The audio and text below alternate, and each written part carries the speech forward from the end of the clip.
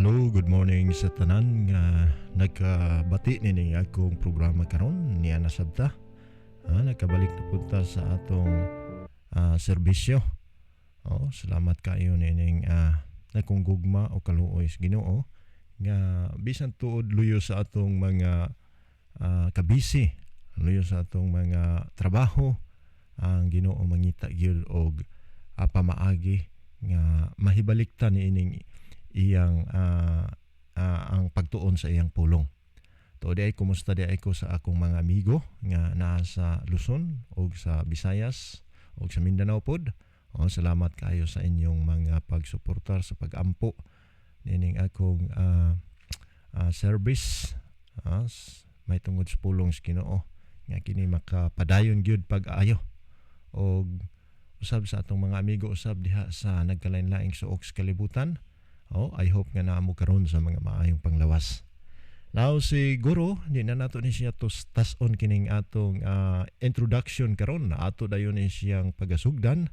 But sa di pa ko mupadayon ako sang hunyo ng inyong mga ulo diha nga mag-ampot na mga yutag kaalam sa atong labaw nga magkakagahom. Dalaygon nga Dios tag-iya sa among kinabuhi.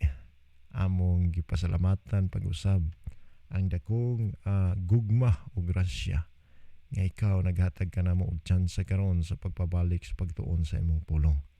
Salamat usab o Dios sa mga panalangin nga imong gihatag kanamo. O Dios, amo na pong imbitaron ang imong balaan nga presensya inubanan sa imong balaan nga espiritu nga unta hatagan mo kami og pagpasabot nining imong pulong aron kami magmalipayon sa pagdawat sa kamatuoran nga imong iyag-iyag sa matag usa kanamo.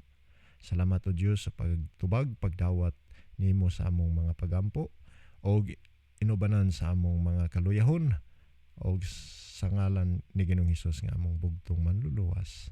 Amen. Higala igsoon, karon nga takna sa kabuntagon atong padayunon sa pagtuon kining pulong nga Trinity. Ako ni siyang ginahisgutan kadtong niaging adlaw. Ug ato ni siyang i-continue karon sa busi sa kamatuoran. O gato na pud nasayran nga kining word nga Trinity diha ni siya pinulungan nga three in unity. Tulo nga nagkahiusa. O atong ginahisgutan ang third person sa Dios nga mao ang unsa gani ito? Ang Espiritu sa Dios. O atong napamatud-an nga ang Espiritu sa Dios dili ni siya usa ka gahom or extra power sa Dios, kung dili usa gyud ni siya ka person nga Dios pod nga nagtabang kanato sa mga maayong kinaiya aron ta mahiusa o mahibalik sa ilan sa matuod nga Dios.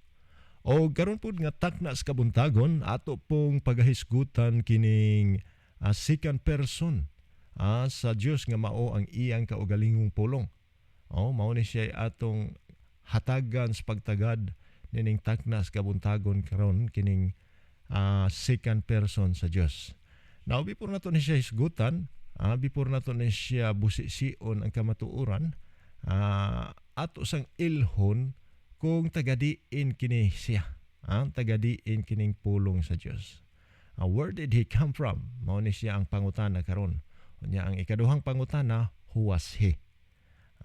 Tagadiin ni siya o kinsa ni siya? Ato ni siyang hatagan karon sa pagtugad. Kung atong ukbon higala igsuon ang Quran, Quran 4:171, dinhi mga higala igsuon atong masabot, atong maklaro nga si Allah nag-confirm siya nga si Jesus adunay tutulo ka mga person dinhi.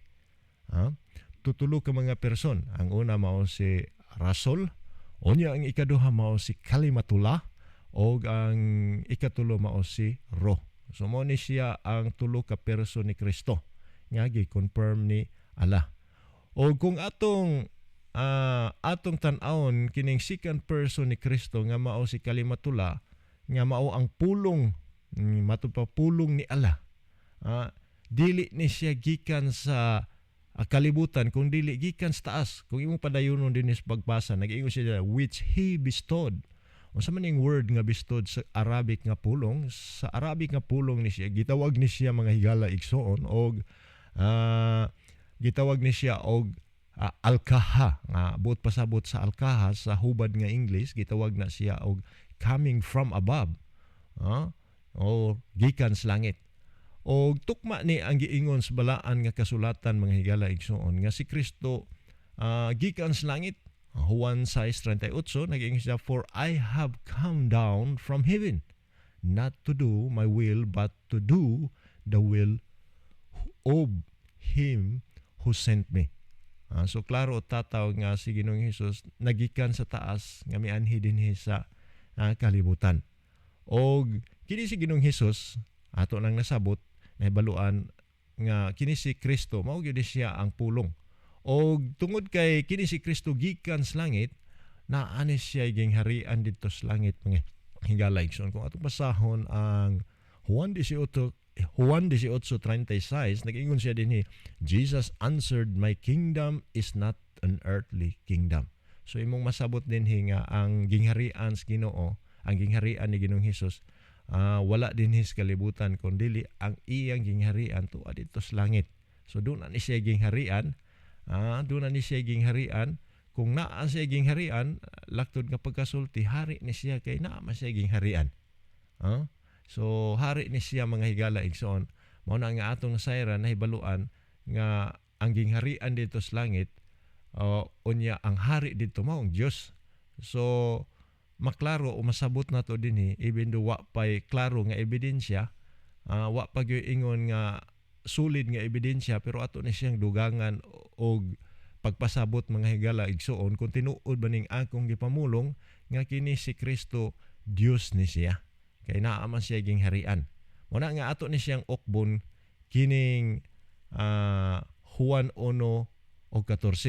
Mao ning mitumaw ni siya nga mga pangutana usab nga huwas he. Dinhi mga higala igsoon atong masabot nga kining pulong ingon dinhi sa Juan 1:1.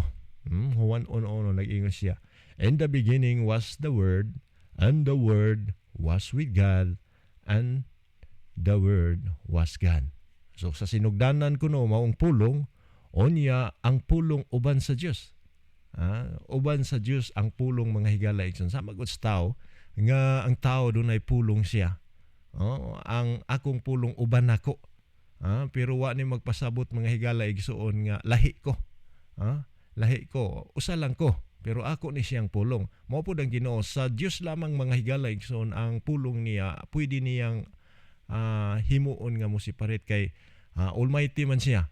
Unya kining word nga Almighty diha ni siya sa definition nga pulong. Ang word nga Almighty makagagahom, makahimo bisan unsang mga butanga, makita o dili makita, pwede niya nang mahimo kay Almighty man.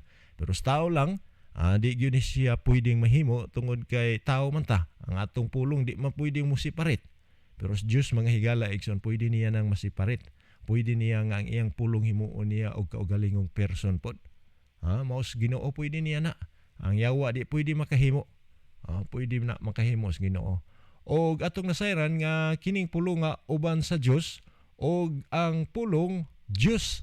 So klaro o tataw o dayag nga kining pulong sa Dios, Dios gyud ni siya mga higala igsoon. Now kung atong ilaktaw ngadto sa 4:14 o sa Juan 1:14 nag-ingon siya dinhi, "And the word became flesh." Ingon dinhi ang pulong nahimong unod. Nahimong unod, no? So kini nga unod nagrepresentar ni siya nga tao mga higala igsoon. O klaro o tataw o dayag nga doon ay duha ka nature sa Dios dinhi. Duha ka nature. Dios nga personalidad o ang Dios nahimong unod. Nahimong tao. Nahimong tao. O dinhi sa Juan 1:14 dili nimo mabasa word for word nga si Kristo ni. Pero ato ni siyang pamatud-an karon, ato ni siyang ipadayag ninyo karon kung tinuod ba gyud nga si Kristo ning unura, kung tinuod ba gyud nga kining pulong nga nahimong unod si Kristo. Onya kining pulong nga mga higala igsoon, gitawag na ni siya og anak tungod kay nganuman. Gitawag ni siya og anak tungod kay natao naman siya. Onya atong nasayran nahibaluan nga sa history sa kalibutan kita nga mga tao ah, gitawag ta sa Dios og mga anak mga higala igsoon. Mao na nga gipakita ni Kristo, gipadayag ni Kristo nga ang tao pwede nga adunay relationship sa Ginoo. Kay kini kung pulong nga father og son, wa ni magpasabot nga ang Dios na dunay asawa. Gipakita lang sa amahan nga ang amahan ug ang anak dunay close relationship mga higala igsoon. Mao na nga si Kristo nagpakatao dinhi sa kalibutan aron lang nga ipakita niya nga ang tao pwede pod nga mahimong adopted nga anak sa Dios mga higala igsoon. So mao na siya mo't pasabot og ato ni siyang padayunon o kutloon o hisgutan pag-ayo kung kining pulo nga mao ba gyud ni si Kristo. Og sa ako nang gikaingon kining pulo nga dunay duha ka nature.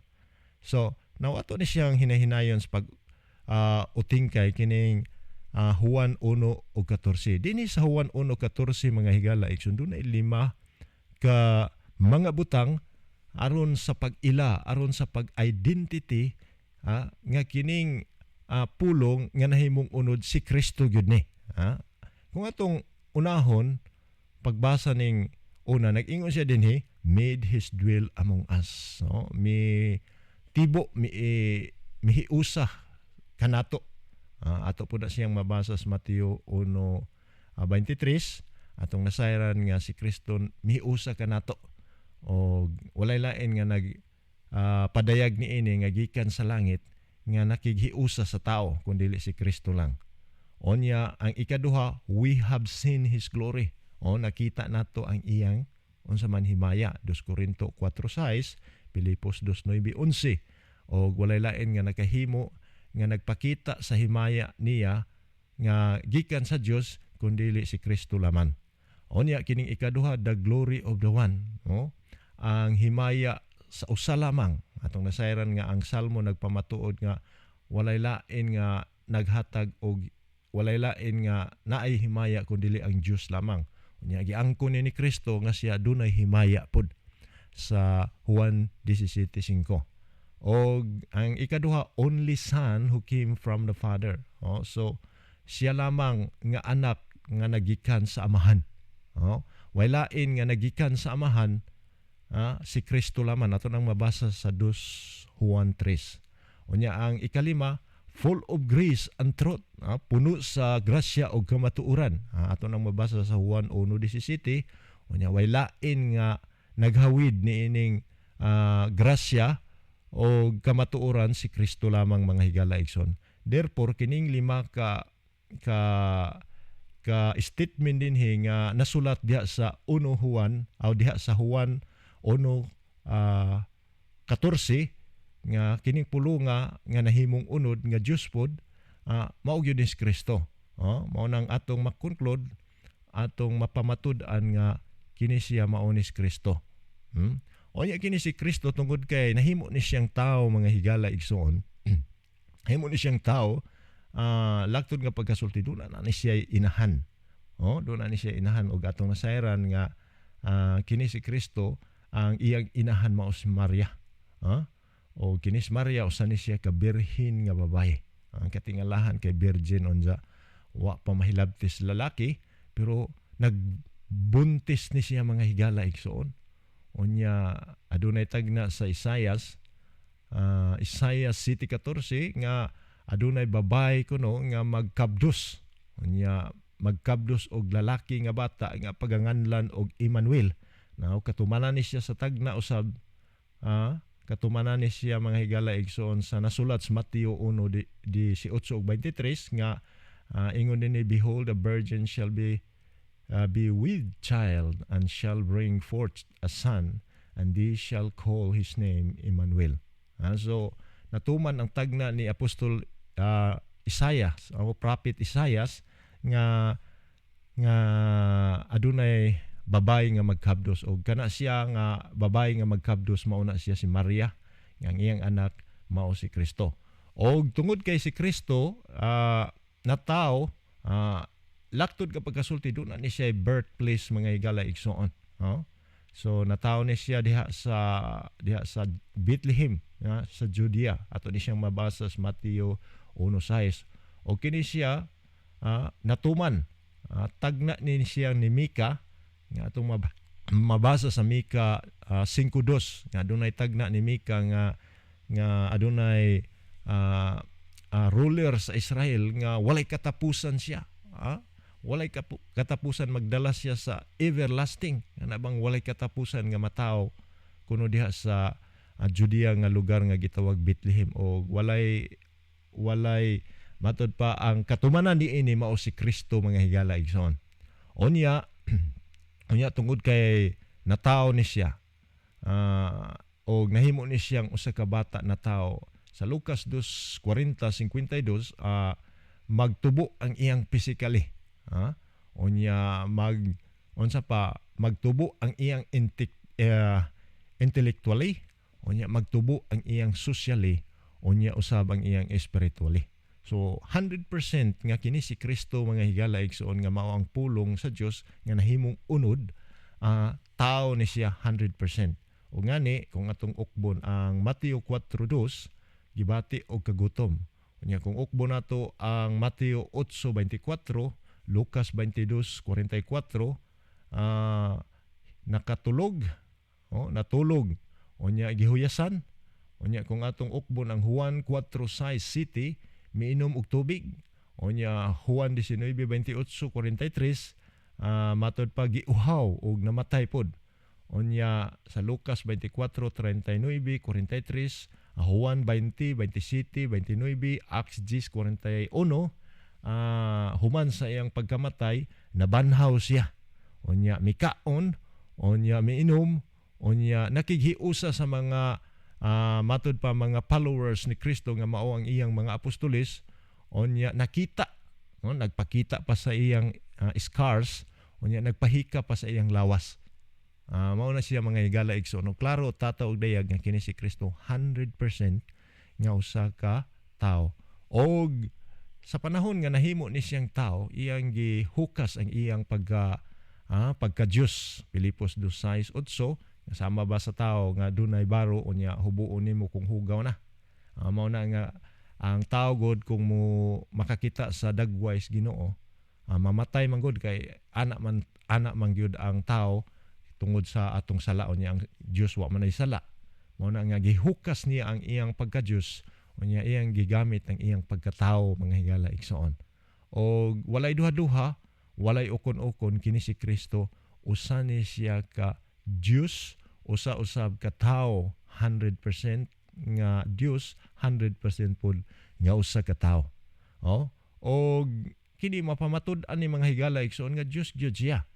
Kung atong basahon ang dinhi, mga higala igsoon, atong mabasa dinhi nga si Kristo usa ka creator. Juan 1:3, Colosas 1:16 ug Hebrews 1:2 ug 10.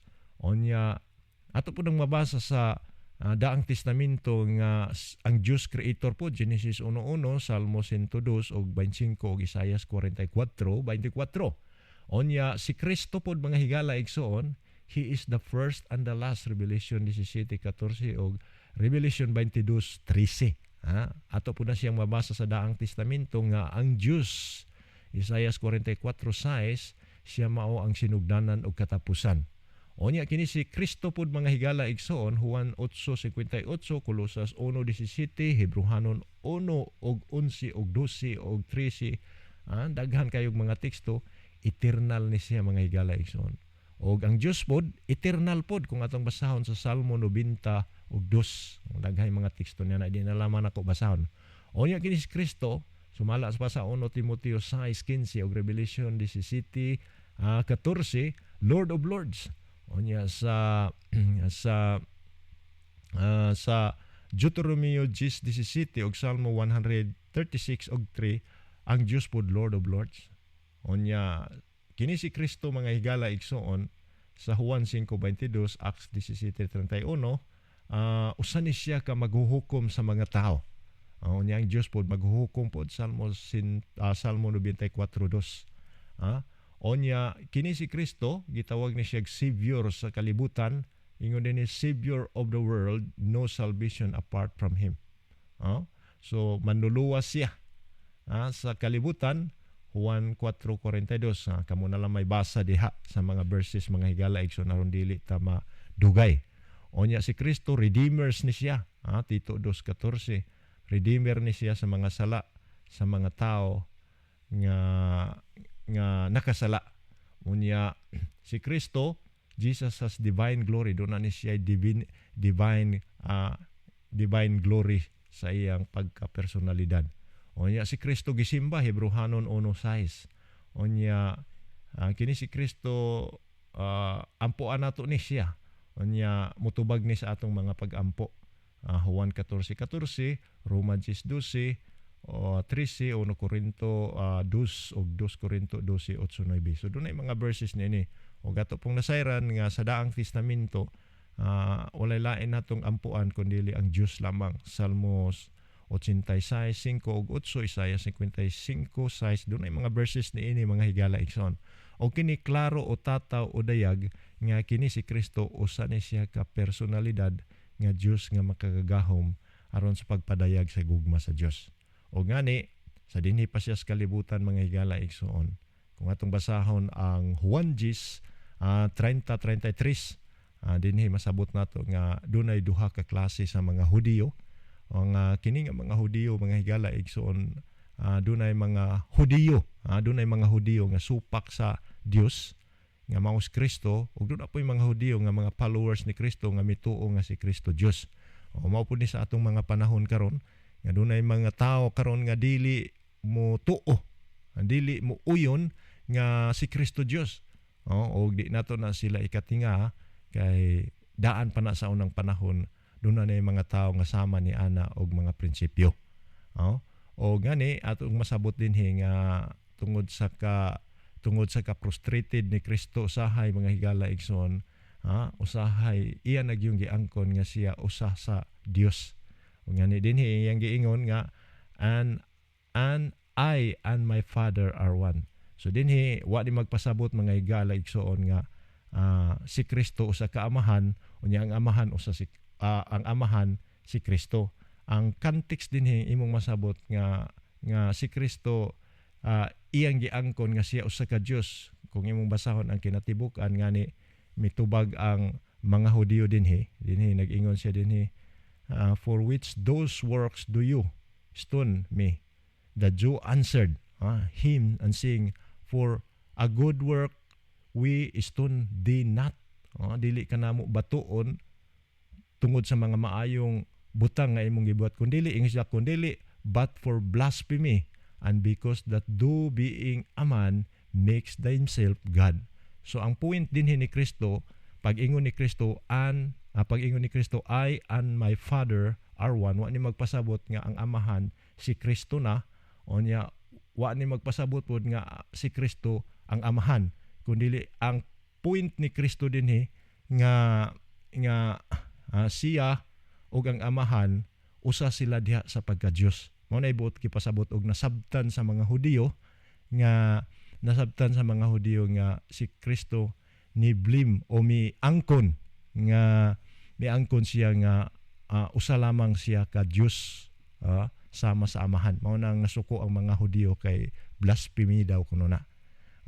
So diha mga higala igsoon atong mapamatud-an, atong maklaro nga si Kristo adunay separation sa amahan, o ang amahan po dunay separation being a personalidad.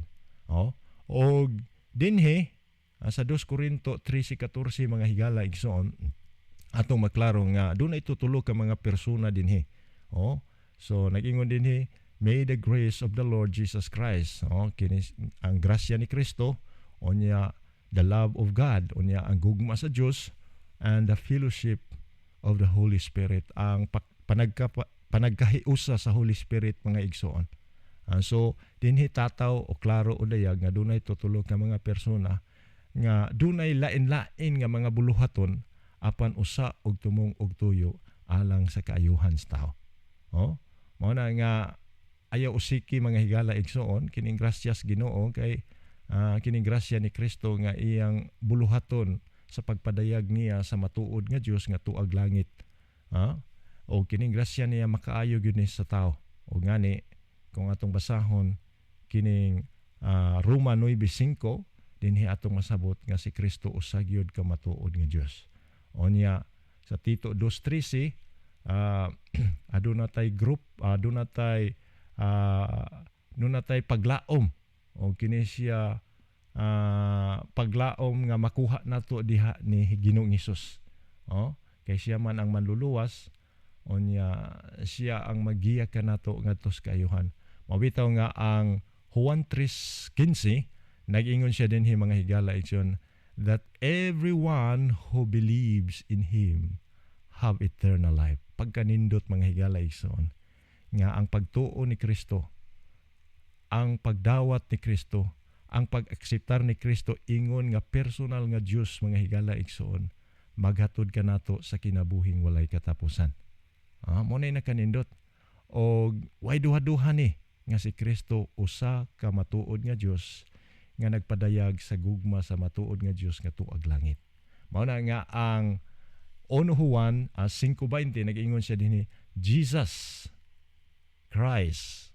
Kung atong basahon ni dinhi, Jesus Christ is the only true God and He is eternal life. Now, klaro o tataw o dayag mga higala igsoon nga si Kristo nag-offer sa matag usa kanato. Nagpadayag siya nga usa siya ka matuod nga Dios nga nagdala sa kinabuhing walay katapusan. Munang mga higala igsoon akong hangyo ninyo. Ang pagtuo sa balaang espiritu, ang pagdawat sa balaang espiritu nga usa ka personal nga Dios dili gyud makadaot kanato og makahatag kanato og benepisyari sa atong pagkinabuhi ingon nga Kristohanon. Ang pagtuo sa pulong sa Dios nga mao si Kristo nga nagpadayag nga personalidad sa gugma sa Dios makadawata og grasya kaniya og dili gyud makadaot kanato mga higala igsoon. Og ang pagtuo usab sa amahan dili gyud usab makadaot kanato. Mao na nga mintras do na pay panahon mga higala igsoon karon, mintras do na pay oras, ayaw pabta og mga pipila ka mga tuig, tuuhi lamang kining tutulo ka persona nga usa ka Dios nga dunay usa ka buluhaton alang lang sa kaayuhan sa tao. Di gyud ta kabasa mga higala igsoon sa Biblia nga kung atong tuuhan kining anak nga Dios og espiritu nga Dios og kining amahan nga Dios mahimo tang matinunglo, di nato na siya mabasa. Kundili kung ato ni siyang tuuhan kining tutulo ka mga person, duna gyoy kaayuhan nga benepisyari nga atong madawat diha nila. Munang mga higala igsoon, karong takna sa kabuntagon, karong takna sa kapunon, kautuhon ba diha karon sa inyong mga panimalay. Isip-isipa, timbang-timbanga pag-ayo kanang inyong gituuhan karon, ilabi na sa mga tao nga mas sinupakon sa pagdawat sa oper ni Kristo nga mao ang kinabuhing walay katapusan. Kay sayang o kining kinabuhing walay katapusan mga igsoon, grasya ni sa tao o basin unya nga sa adlaw sa katapusan, kining grasya nga gi-oper ni Ginoong Hesus, mahimo ni siyang disgrasya kanato. Sayang kayo mga higala igsoon, si Kristo nagpakamatay sa matag usa kanato.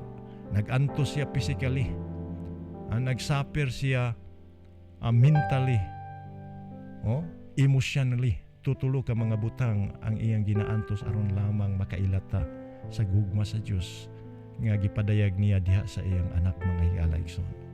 Unang timbang-timbanga, isip-isipa pag-ayo niining hinapos nga panahon. Kita na sayod nga there will be a time mga higala igsoon nga ang opers Ginoo iyang iklos o wata masayod kung kanus aniya iklos mga higala igsoon. Unang balikon ko, sublion ko, isip-isipa, timbang-timbanga mintras doon na pa'y panahon. Kay oper ni siya sa matag usa kanato. Nala sige higala igsoon din hinalaman ko kutob hangtod na pod sa sunod natong panagkita. Kini ang inyong amigo sa kahanginan manamilit sa matag usa kanato. Ang Ginoong Dios magapanalangin sa matag usa kanato. Amen.